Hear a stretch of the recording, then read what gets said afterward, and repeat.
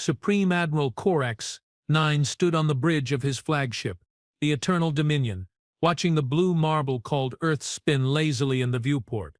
His four eyes gleamed with what he assumed was inevitable victory. Behind him, the assembled fleet of the Vorthak Empire stretched across space like a metallic constellation, 7,000 ships strong. Admiral, his aide, Captain Treadle 5, approached with military precision. Our intelligence confirms the humans have detected our arrival. They are broadcasting. Corax 9's mandibles clicked in amusement. Broadcasting? What could these primitives possibly have to say? The transmission crackled to life across the bridge speakers. A human voice, calm and oddly cheerful, filled the command deck. "Hello there, this is Director Maya Patel of the United Earth Defense Council. We see you have brought quite the welcoming committee. 7,000 ships? That's impressive. We were wondering if you'd like to talk this over first. Maybe share some coffee? We make excellent coffee." The bridge erupted in what passed for laughter among the Vorthak. These creatures were offering beverages in the face of annihilation. "Response, Admiral?" Trell 5 asked, struggling to maintain composure. "Tell them," Corax 9's voice dripped with condescension, "that the Vorthak Empire does not negotiate with species that haven't even achieved faster-than-light travel. We are here to claim this system for the glory of Vorthak Prime." Another human voice responded within minutes, this one belonging to someone called General Rick Thompson. "Well, that's disappointing. Though I have to ask, did you guys really travel 800 light-years just to pick on the new kids? That seems like a lot of effort for what you clearly think is going to be a short fight." Corax 9's primary arms twitched with irritation. End communication. Begin the assault. What the Supreme Admiral didn't know, what none of the galactic empires knew, was that humanity had been very, very busy during their supposed technological infancy.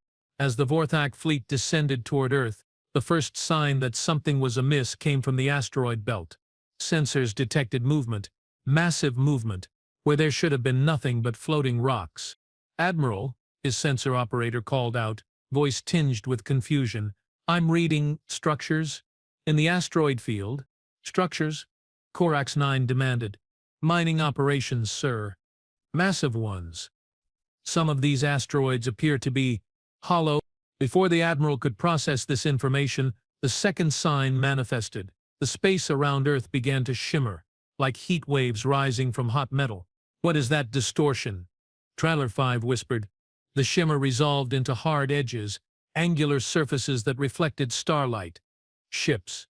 Thousands upon thousands of ships, materializing from what could only be advanced stealth technology. They hadn't been hiding behind planets or moons, they had been right there, invisible, waiting. "Impossible," Corax 9 breathed. "Our intelligence said they barely had chemical rockets." A new transmission arrived, this time from someone identified as Admiral Lisa Park. "Oh, you mean those old museum pieces?" "Yeah, we kept those around for nostalgia. Hope you don't mind the surprise party. We wanted to make sure everyone could attend." The human fleet that revealed itself defied every assumption the Vorthak had made. Sleek vessels that seemed to bend light around their hulls, massive dreadnoughts that dwarfed even the Eternal Dominion, and smaller craft that moved with impossible agility. "How many ships are we looking at?" Corax 9 demanded. His sensor operator worked frantically at his console. "I can't get an accurate count, sir. They are using some kind of jamming technology I have never seen. Conservative estimate, 15,000 vessels." 15,000. The humans had more than twice the firepower of the Vorthak Expeditionary Force, and they'd kept it completely hidden until this moment. "Sir," another officer called out, "we are receiving tactical data from our forward scouts near Jupiter. The humans have fortifications." "Show me." The main display filled with images that made Corax 9's secondary heart skip beats. Jupiter's moons weren't moons anymore. They were weapons platforms bristling with energy cannons large enough to crack planets. Europa had been converted into a massive shipyard, its icy surface now a maze of construction bays and defensive emplacements. "This is impossible," Trella 5 muttered. "Our intelligence network spans half the galaxy. How did we miss an entire industrial revolution?" Admiral Park's voice returned, now with a note of genuine sympathy. "Oh, you poor things. You really believed your own propaganda, didn't you?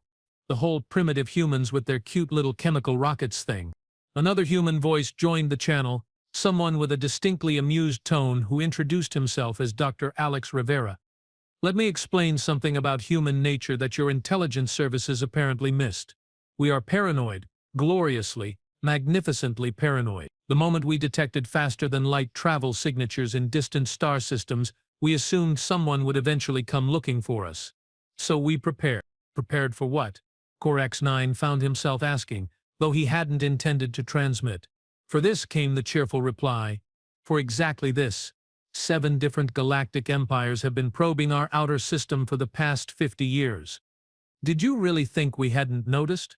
The third sign that this invasion was going spectacularly wrong came from Earth's moon. The familiar gray sphere that had hung in humanity's sky for millennia suddenly split open like a flower, revealing the most sophisticated military installation the Vorthak had ever seen. They hollowed out their moon. Trail 5's voice cracked. Not hollowed, came Dr. Rivera's correction. Renovated. Luna Base has been operational for 37 years. We kept the original surface intact for aesthetic reasons. Humans are sentimental about these things. The moon base bristled with weapons that made the Jupiter installations look quaint. Massive rail guns emerged from hidden bays, their targeting systems already locking onto the Vorthak fleet. Admiral, his tactical officer reported, voice shaking, they have firing solutions on our entire fleet. All of it. Every ship. Corax-9 stared at the tactical display in growing horror. Red targeting reticles painted every vessel in his armada. Not just the obvious targets like his flagship, but every destroyer, every support vessel, every single craft down to the smallest scout ship. That's impossible. No targeting system is that comprehensive. General Thompson's voice returned. Meet Artemis, our tactical coordination AI. She's been tracking your fleet since you entered the outer system. Nice formation, by the way. Very traditional. Makes targeting calculations much simpler. Artificial intelligence, Corax-9 sputtered. You allowed machines. Oh, spare us the lecture, Admiral Park interrupted. Every species goes through the same AI is dangerous phase. We got over it about 60 years ago when we realized the real danger was other species with bigger guns. The fourth sign was perhaps the most unsettling. The space around Earth began to fill with smaller craft, thousands of them, moving in perfect synchronization. But these weren't military vessels. The energy signatures were all wrong.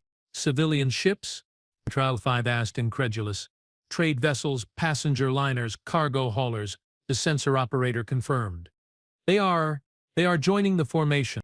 A new voice joined the communication channel, this one belonging to someone called Captain Jenny Martinez of the merchant vessel Lucky Strike. Sorry we are late to the party, folks. Had to drop off a load of rare metals at Station 7. What did we miss? The Vorthak Empire is attempting to invade, Admiral Park replied with professional calm. Again? Didn't the hegemony try that last month? And the consortium before them? Captain Martinez sounded genuinely bored. Do these guys not talk to each other? This casual conversation was perhaps more terrifying than the weapons displays. The humans were discussing galactic invasion attempts like they were commenting on the weather. Multiple invasion attempts? Corax-9 demanded. Dr. Rivera's voice carried a note of academic interest. Oh yes, you are number. Let me check. 7. 7 different empires in the past 18 months. It's becoming quite routine, really, though I have to say, you folks brought the largest fleet so far. Points for effort. What happened to the others? The question left Corax-9's mandibles before he could stop it. Well, Admiral Park said thoughtfully, the hegemony discovered that picking a fight with humanity meant picking a fight with our trading partners. Turns out, when you attack the species that supplies rare metals to half the galaxy, you make a lot of enemies very quickly. The consortium learned that humans hold grudges, General Thompson added. They are currently dealing with some supply chain issues. Apparently critical components for their fleet maintenance keep getting mysteriously delayed in shipping. And the Zephyrian Collective. Dr. Rivera's tone became almost pitying. Poor things tried to blockade our trade routes. They discovered that human merchant vessels are surprisingly well armed. Captain Martinez here personally disabled 3 of their battle cruisers with a cargo hauler.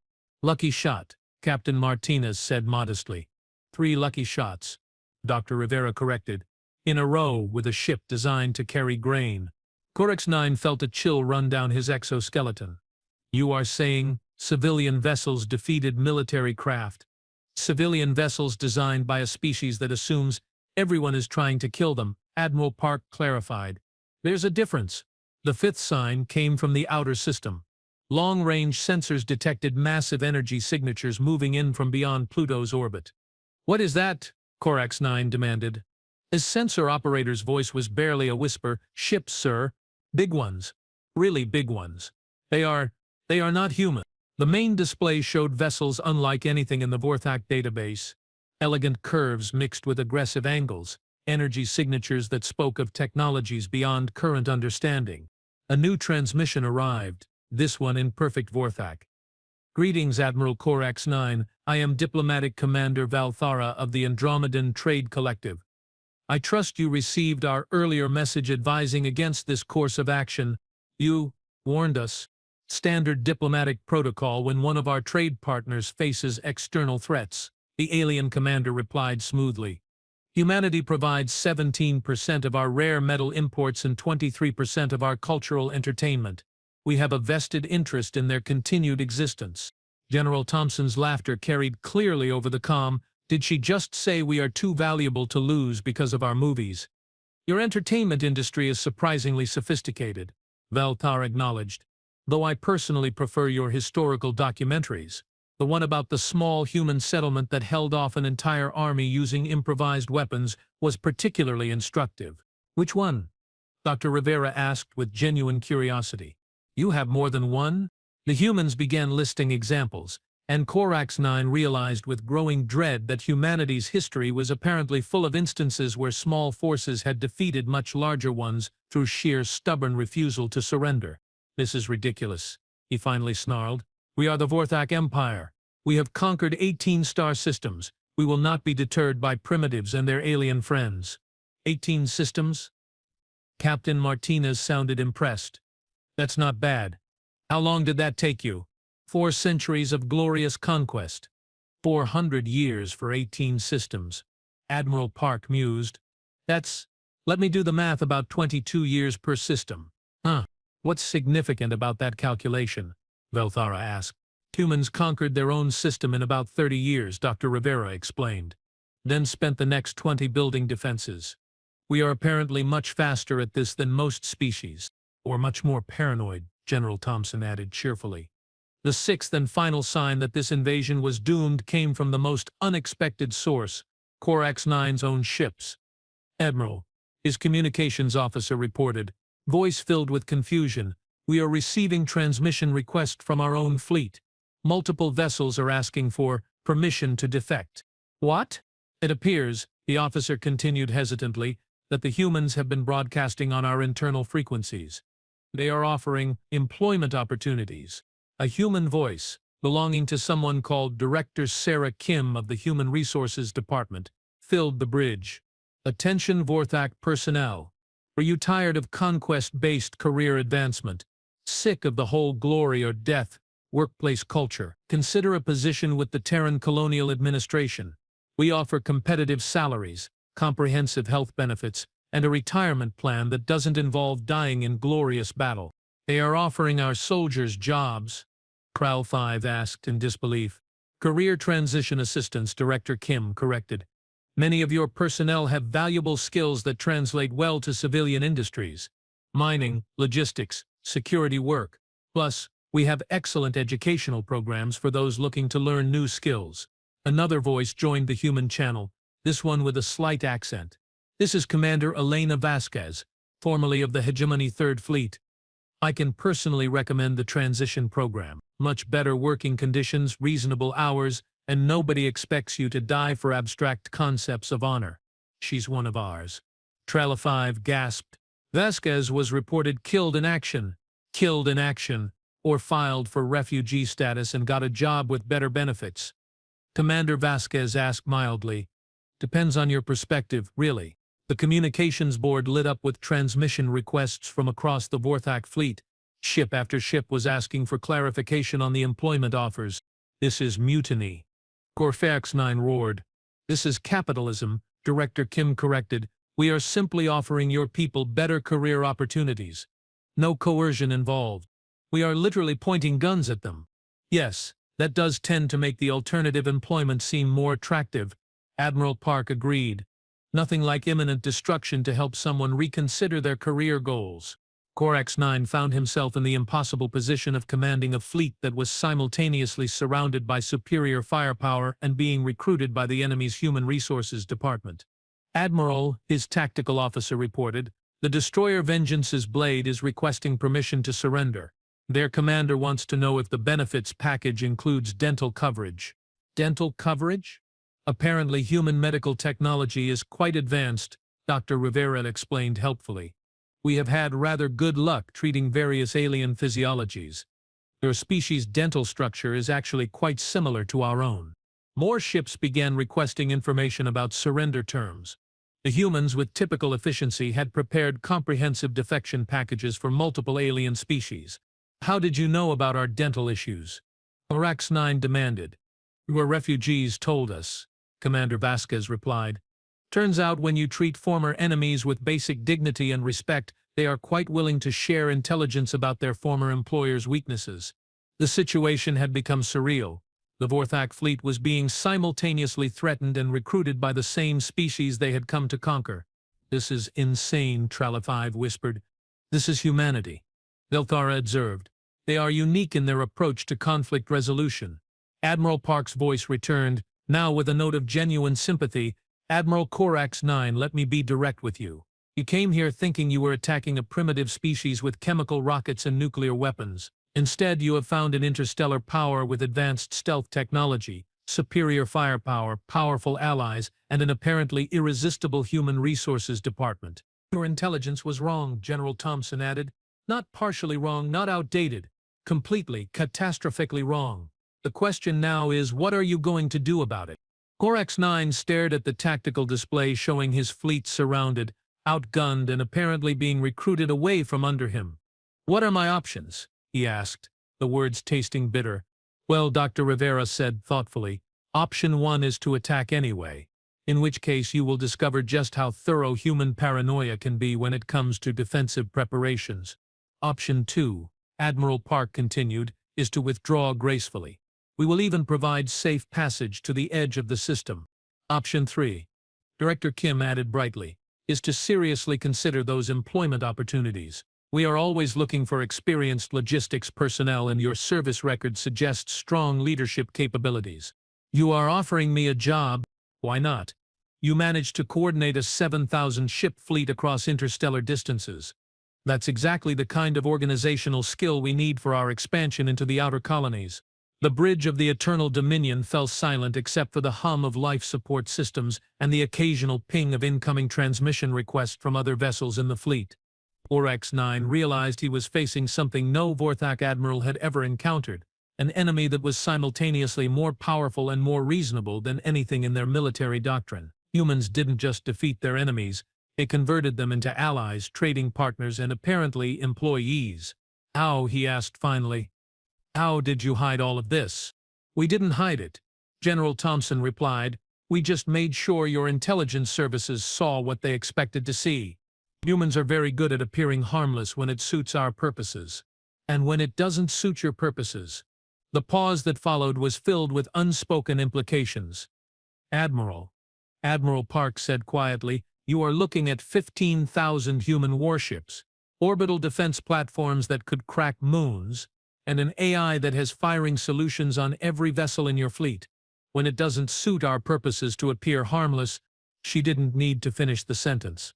Corax-9 looked around his bridge at officers who were listening to human job offers with increasing interest. His fleet was being systematically recruited away from under him by a species that apparently treated warfare as an extension of human resources management. This is not how conquest is supposed to work, he muttered. Conquest? Captain Martinez sounded genuinely puzzled. Admiral, with respect, what exactly did you think you were going to conquer? We own this entire system. We are allied with major galactic powers, and our economy is apparently essential to interstellar trade. What was your endgame here? It was, Corax-9 realized, an excellent question. The Vorthak Empire had developed their invasion plans based on the assumption that humans were isolated, primitive, and defenseless. None of those assumptions had proven correct. He began, then stopped. I need to contact my superiors. Of course, Admiral Park agreed. Take all the time you need. We will be here. As Corax-9 turned to compose what might be the most humiliating report in Vorthak military history, he heard Director Kim's voice continuing to broadcast job opportunities to his increasingly interested crew. And for those with command experience, we are opening several new positions in colonial administration. Previous military service is actually preferred, as it demonstrates leadership ability and crisis management skills. The Supreme Admiral of the Vorthak fleet found himself wondering if dental coverage really was included in the benefits package. Behind him, Captain Trill 5 was quietly asking someone in the Human Resources Department about their retirement planning options. This was definitely not how Conquest was supposed to work. 3 hours later, Corax-9 stood in his private quarters, staring at the holographic projection of High Command. Supreme Overlord Krex Prime's image flickered with barely contained rage, his ceremonial battle-scarred armor gleaming under the harsh lights of the war room on Vorthak Prime. Explain to me, Krex Prime's voice carried the chill of a dying star, how 7,000 ships, the pride of our empire, are currently requesting permission to apply for employment with the species they were sent to conquer. Corax-9's mandibles clicked nervously. Sir, the intelligence reports were incomplete. Incomplete? The Supreme Overlord's secondary arms gestured violently. Corax-9, 3/4 of your fleet has submitted formal requests to defect. The destroyer Crimson Talon just sent me a resignation letter. A resignation letter, complete with 2 weeks' notice. The humans have a very persuasive human resources department, Corax-9 offered weakly. The hologram of Krex Prime seemed to pulse with fury. Do you understand what you have done? Word of this. This catastrophe is spreading through the galactic communication networks. The Stellar Consortium is demanding explanation. The Trade Federation is asking why we attacked one of their major partners without consultation, and the Andromedan Collective has formally filed a complaint with the Galactic Commerce Authority. Back on the bridge of the Eternal Dominion, Captain Trella 5 approached with a datapad and an expression that suggested either nausea or extreme embarrassment. Sir, we have updates from the fleet. More defections? Actually, sir, it's more complicated than that. The humans have set up processing centers. Processing centers? Trella 5's voice cracked slightly. For the job applications. They have established temporary facilities on 3 of their ships to handle the paperwork. They are conducting interviews, sir. Professional interviews with background checks and skills assessments.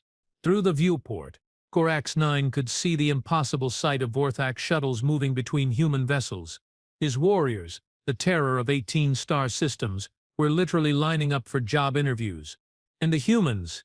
He asked, dreading the answer. They have set up a customer service helpline for any Vorthak personnel who have questions about benefits packages or relocation assistance.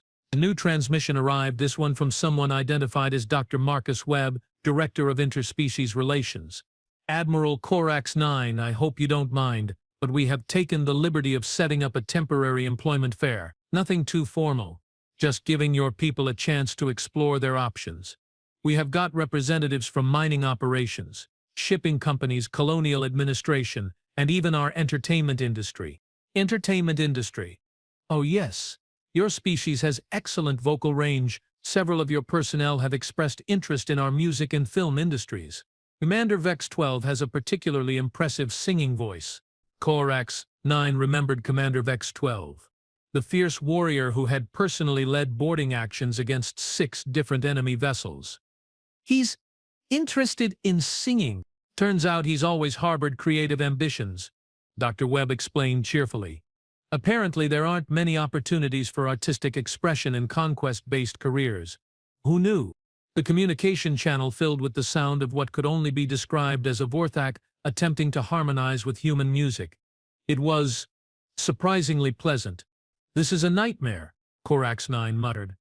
Actually, came a familiar voice, it's quite refreshing. Corax-9 spun around to find Captain Trille 5 holding a human tablet device, apparently in the middle of a video call with someone wearing a blue uniform with Human Colonial Administration embroidered on the chest. Trille 5, what are you doing? Exploring career opportunities, sir.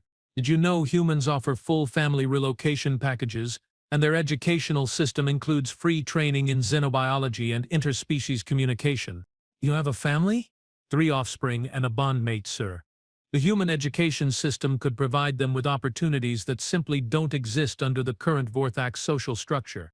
Before Corax 9 could respond, his communication console lit up with an incoming priority transmission from Vorthak Prime.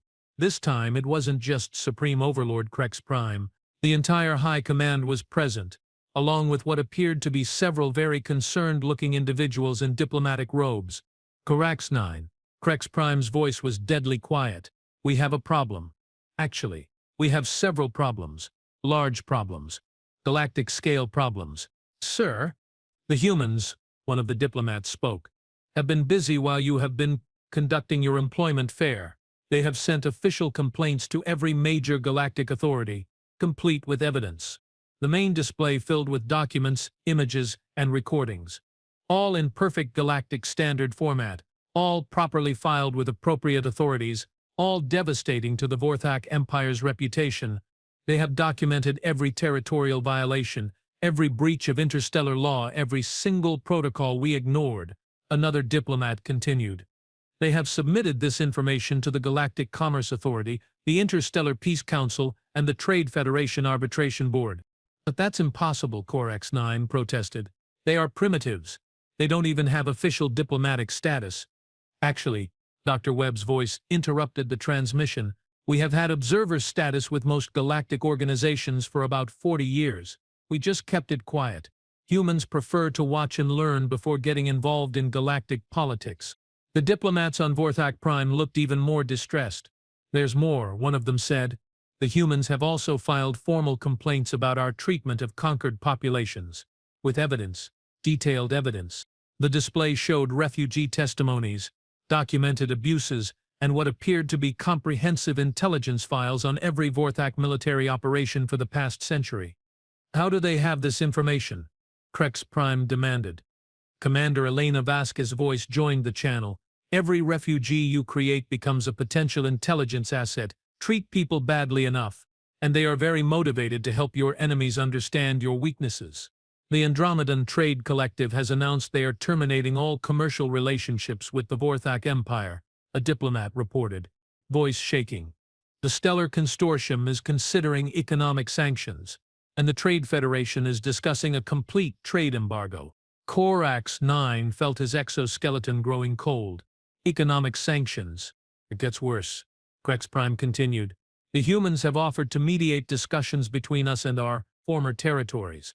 Several of our conquered systems have already declared independence and requested human protection. Protection from what? From us, the Supreme Overlord said bitterly. Apparently, the prospect of Vorthak retaliation for declaring independence is less frightening than it used to be. Admiral Lisa Park's voice returned to the channel. Admiral Corax 9, I think it's time we had a more serious conversation. Would you be willing to come aboard our flagship for direct negotiation? Negotiations? Well, you could call it that. Or you could call it an intervention. Your choice, really. 2 hours later, Corax 9 found himself in the most surreal situation of his military career. He was sitting in what humans called a conference room aboard the human flagship Indomitable, drinking something called coffee, and listening to what could only be described as a presentation about the galactic political situation.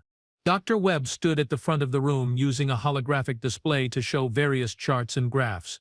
Admiral Park sat across the table from Corax 9, occasionally making notes on a tablet.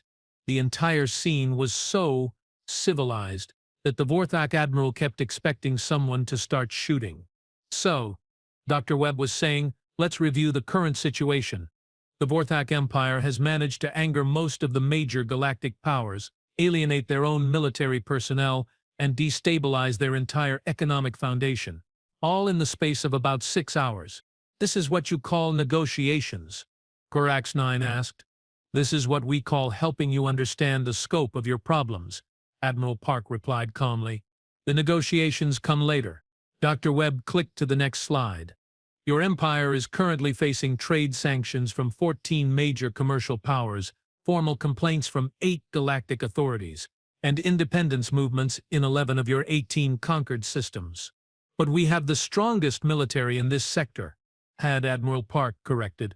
Past tense. Your military strength was based on the assumption that you were facing technologically inferior opponents. That assumption has now been thoroughly debunked. Plus, Dr. Webb added cheerfully, military strength is only useful if you can afford to maintain it. Economic warfare is much more effective than the shooting kind. Another slide appeared, showing trade route maps. Your empire depends on imported rare metals for ship construction, imported food for several of your core worlds, and imported technology for your communication networks. Guess who controls the majority of those trade routes? Corax 9 studied the display with growing horror. The answer was obvious. A complex network of species that were all either allied with humanity or dependent on human-controlled resources. You have been planning this, he accused. We have been preparing for various contingencies, Admiral Park agreed. Humans are very good at strategic planning. It's one of our more useful paranoid tendencies. The question now, Dr. Webb continued, is what the Vorthak Empire plans to do next. You have several options. The next slide was titled, Vorthak Empire, Strategic Options. It contained exactly 3 bullet points. Option 1, continue your current aggressive expansion policies. Face complete economic isolation and watch your empire collapse within 2 years. Option 2, attempt to rebuild your military strength. Engage in an arms race with species that have superior technology and industrial capacity, and watch your empire collapse within 5 years. Option 3, accept the new galactic reality and work toward constructive integration with the interstellar community. What exactly does constructive integration mean? Corax 9 asked suspiciously. Admiral Park leaned forward. It means acknowledging that conquest-based expansion is no longer viable. It means transitioning to a trade-based economy, and it means making reparations to the systems you have conquered. Reparations? Think of it as a transition assistance program, Dr. Webb suggested. Help your former territories establish independent governments, provide economic support during the transition period, and contribute to galactic stability instead of undermining it. And if we refuse? The 2 humans exchanged glances. Then you face option 1 or option 2, Admiral Park said simply, neither of which ends well for your species. A new voice joined the conversation as the conference room door opened. Actually, there is a 4th option. Corax 9 turned to see a figure he recognized from intelligence briefings, but had never expected to meet in person. Ambassador Theron Kal of the Andromedan Trade Collective, one of the most powerful diplomatic figures in the galaxy. Ambassador, Admiral Park stood respectfully. Thank you for joining us. The pleasure is mine, Ambassador Kyle replied, settling into a chair that somehow adjusted itself to accommodate his unusual physiology. I wanted to speak with Admiral Corax 9 personally. To threaten us? Corax 9 asked. To offer you a way forward, the ambassador replied. The Andromedan Collective has dealt with aggressive expansion empires before. We have learned that destruction is rarely the optimal solution. He activated his own holographic display. The 4th option is supervised transition. The galactic community helps the Vorthak Empire transform itself from a conquest-based society into a productive member of interstellar civilization. Why would you help us? Because chaos is bad for business, Ambassador Kyle said pragmatically. The collapse of the Vorthak Empire would destabilize this entire sector. Refugee crises, power vacuums, resource conflicts. Much better to guide a controlled transformation. Dr. Webb nodded. Plus, your species has valuable skills. You are excellent at logistics, organization, and crisis management. Those are exactly the capabilities needed for large-scale infrastructure projects. Infrastructure projects, colony development, trade route establishment, resource extraction operations, Admiral Park explained. The galaxy is expanding rapidly. There's plenty of legitimate work for people with your capabilities. Legitimate work that pays better than conquest, Ambassador Kyle added, and doesn't involve the constant risk of violent death. Corax 9 found himself in the bizarre position of receiving career counseling from representatives of the species he had come to conquer. What would this supervised transition involve? First, Dr. Webb said, immediate ceasefire and withdrawal from all contested territories. Second, cooperation with independence movements in conquered systems. Third, participation in a galactic mediation process to address historical grievances. And in return? Economic assistance during the transition, Admiral Park replied, technology transfer to help develop trade-based industries, and integration into the galactic economic system as equal partners rather than aggressors. Ambassador Kyle leaned forward. Admiral, let me be frank with you. Your empire attempted to conquer a species that controls 17% of galactic rare metal production, 23% of advanced manufacturing, and has defense alliances with 6 major powers. This was not a strategic miscalculation, this was civilizational suicide. The humans are offering you a way to step back from that suicide, Dr. Webb added. The question is whether your leadership is wise enough to take it. A soft chime indicated an incoming communication. Admiral Park touched her tablet, and suddenly the conference room was filled with additional holographic figures. The Supreme Overlord Krex Prime appeared, along with what seemed to be the entire Vorthak High Command. Admiral Corax 9, Krex Prime's voice was strained, report on the negotiations. Sir, the humans are offering supervised transition to a trade-based economy in exchange for cessation of aggressive expansion and cooperation with galactic authorities. And the alternative? Admiral Park answered directly, economic collapse within 2 years, Supreme Overlord. Your empire simply cannot survive isolation from galactic commerce. The High Command erupted in angry chittering, but Krex Prime silenced them with a gesture. You are certain of this assessment? Ambassador Kyle's image flickered as he adjusted his holographic presence. Supreme Overlord, I represent the Andromedan Trade Collective. We control 47% of interstellar shipping in this sector. Without our cooperation, your empire's economy will cease to function within 18 months. This is extortion. This is economics, Dr. Webb replied calmly. You built your empire on conquest because it seemed easier than building a trade-based economy. But conquest only works when you are stronger than everyone else. You are not stronger than everyone else anymore. One of the Vorthak High Command members spoke up. What guarantees do we have that this supervised transition won't simply result in our subjugation? None, Admiral Park said bluntly. You will have to trust that civilized species prefer trade partners to subjects. But consider the alternative. You have seen our military capabilities. If we wanted to subjugate you, would we be sitting here offering economic assistance? Another member of the High Command. What about our warriors? Our military traditions? Your military personnel have skills that are desperately needed for colonial development and infrastructure projects, Dr. Webb explained. The galaxy is expanding rapidly. We need experienced logistics coordinators, security specialists, and project managers. Peaceful applications of military expertise, Ambassador Kyle added. Many of your people would find such work more fulfilling than constant warfare. Commander Vizquez's voice joined the conversation. Supreme Overlord, if I may. I have been working with human colonial development for 8 months now. The work is challenging, meaningful, and significantly less likely to result in violent death. Plus, the benefits package really is excellent. Vasquez, you are supposed to be dead. I got better, she replied cheerfully. Amazing what proper medical care and psychological counseling can do for battle trauma.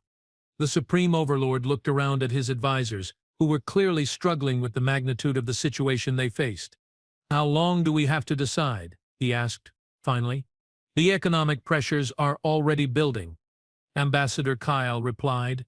Trade sanctions take effect in 72 hours, but the offer of assistance remains open indefinitely. We need to consult with our full government, Krex Prime said.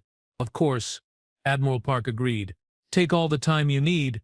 We will maintain our current positions while you deliberate. As the High Command's images flickered out, Corax 9 found himself alone with the humans and the Andromedan ambassador. Will they accept? He asked. Probably, Dr. Webb said. Your leadership may be aggressive, but they are not stupid. The mathematics of the situation are quite clear. And if they don't, Ambassador Kyle's expression was unreadable. Then the Vorthak Empire will discover that the galaxy has moved beyond the age of conquest.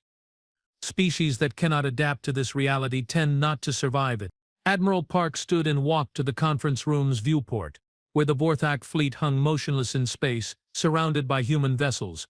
Admiral Corax 9, can I ask you something personal? I suppose. Are you happy with your current career? The question was so unexpected that Corax 9 actually laughed. Happy, I am a warrior. Happiness is irrelevant. Is it though? Dr. Webb asked gently. Your service record shows 47 years of continuous military operations. 47 years of violence, death, and destruction. Do you ever wonder what you might have accomplished if you'd spent that time building things instead of destroying them? Corax 9 stared at the human doctor. No one had ever asked him such a question.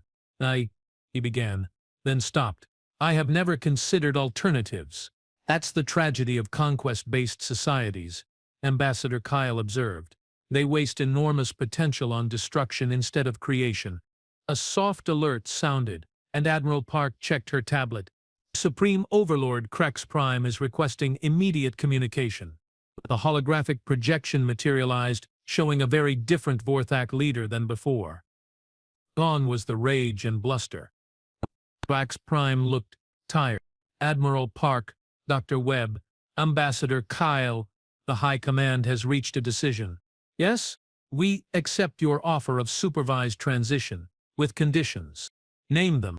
First, Vorthak military personnel who choose to remain with the Empire must be allowed to serve in legitimate security and infrastructure roles. Second, our government structure must be allowed to adapt gradually, rather than being immediately dismantled. Third, we require guarantees that this transition will not result in our species being reduced to second-class status in galactic society. Dr. Webb nodded. All reasonable conditions. Agreed, just like that? Supreme Overlord, Admiral Park said with a slight smile, we are not interested in destroying the Vorthak Empire. We are interested in helping it become something better than what it is. There is one more thing, Crex Prime said hesitantly.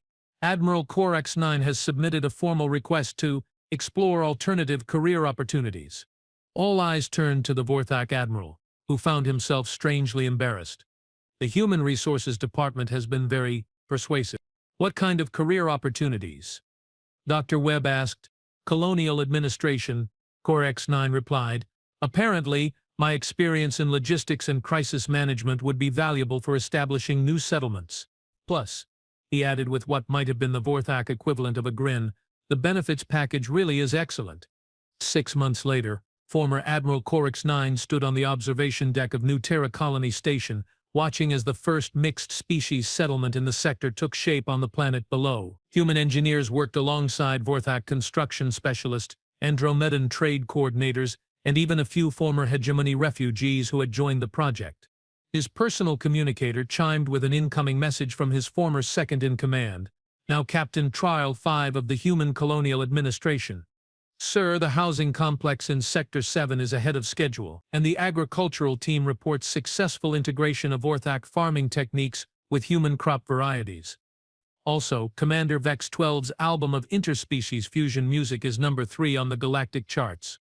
Corax 9 clicked his mandibles in what he had learned was the closest thing his species had to laughter.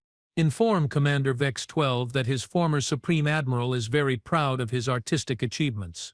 Through the viewport he could see ships arriving with new colonists, supplies and equipment, not conquest fleets or military expeditions, but merchant vessels and passenger transports carrying families, workers, and dreamers looking to build something new. Dr. Webb appeared beside him at the observation window carrying 2 cups of coffee. How are you adjusting to civilian life? It is different, Corax 9 admitted, accepting the beverage, but not unpleasant. There is satisfaction in building something that will last rather than destroying things that took generations to create. And the dental plan? Exceptional, Corax 9 replied solemnly. My offspring are receiving orthodontic treatment that would have been impossible under the old system. They stood in comfortable silence, watching the bustling activity of a thriving colony. Ships came and went, construction continued around the clock, and the first generation of interspecies colonial children played in newly constructed parks. Dr. Webb, Corax 9 said eventually, may I ask you something? Of course. Why did humans offer us this opportunity? Your species could have simply destroyed us and taken what you wanted. Why choose this more difficult path? Dr. Webb was quiet for a long moment. Because, Admiral, destruction is easy. Any species with enough weapons can destroy things. But building, creating, helping former enemies become allies, that takes real strength. And because, he added with a smile, humans are fundamentally optimistic. We believe that every species, every individual has the potential to become something better than what they are. Corax 9 nodded slowly. Your species is strange. Yes, Dr. Webb agreed cheerfully. Yes, we are, and apparently that strangeness is exactly what the galaxy needed. As they watched, a new ship entered the colony's approach pattern. Its hull bore the insignia of the Zephyrian Collective, another former aggressive empire that had recently entered the supervised transition program. More refugees seeking better career opportunities? Corax 9 asked. Looks like it. The galaxy is changing. Admiral species that once thought only in terms of conquest and domination are discovering that cooperation and trade are far more profitable. And humanity planned this? Humanity prepared for this, Dr. Webb corrected. We assumed that eventually the galaxy would mature beyond its current adolescent phase of constant warfare. We just made sure we were ready to help when that maturation began. Corax 9's communicator chimed again. This time it was a message from Supreme Overlord Krex Prime, now styling himself as President Krex Prime of the Vorthak Republic. Former Admiral, pleased to report that our first trade agreement with the Stellar Consortium has been finalized. Projected revenue increases of 400% over the next 5 years. The transition is proceeding ahead of schedule. Good news? Dr. Webb asked. Excellent news. The Vorthak Republic is discovering that trade is far more profitable than conquest ever was. Imagine that, Dr. Webb said dryly. As they turned to leave the observation deck, Corax 9 reflected on the extraordinary transformation that had occurred. A species that had dedicated itself to conquest and domination was now leading the way in interspecies cooperation and colonial development. Dr. Webb. Yes, thank you. For what? For showing us that there was another way. Dr. Webb smiled. Admiral, humans didn't show you anything. We just provided the opportunity. Your species chose to become something better. That choice, and the work to make it real, belongs entirely to you. Behind them through the viewport, the galaxy continued its slow but steady transformation from an arena of conflict to a community of cooperation. And at the center of it all, the species that everyone had thought was weak continued to prove that sometimes the greatest strength was knowing when not to fight. The age of conquest was ending. The age of cooperation had begun. And humanity, with their dental plans and their human resources departments and their stubborn optimism, had helped make it possible.